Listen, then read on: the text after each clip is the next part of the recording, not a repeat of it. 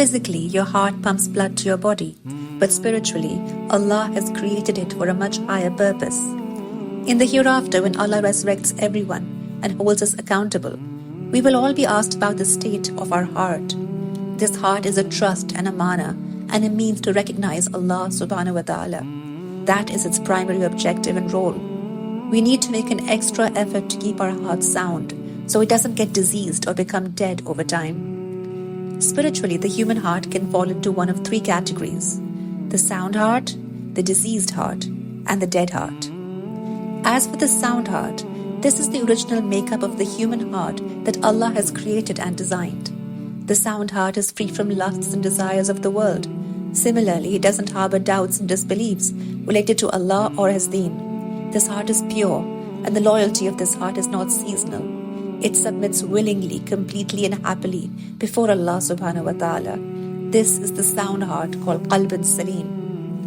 Allah states in Surah Shu'ara, "The day when there will not benefit anyone, wealth or children, but only one who comes to Allah with a sound heart." Next, there is the diseased heart.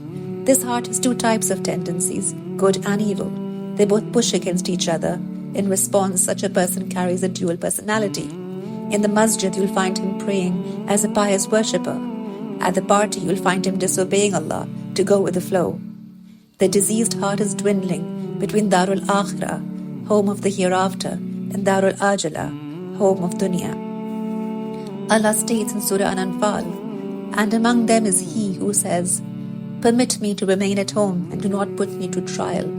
Unquestionably, into trial they have fallen, and indeed, hell will encompass the disbelievers." Finally, there is the dead heart. This heart has forgotten its origin.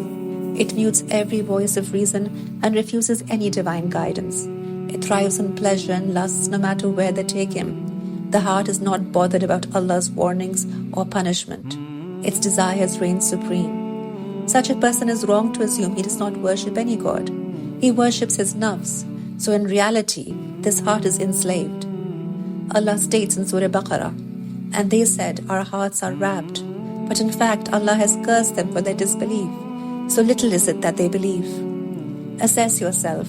Which category does your heart belong to? Make dua for guidance and make an effort to develop Qalbun Salim. Protect your heart from the temptations of dunya, and it will protect you from the punishment of the hellfire.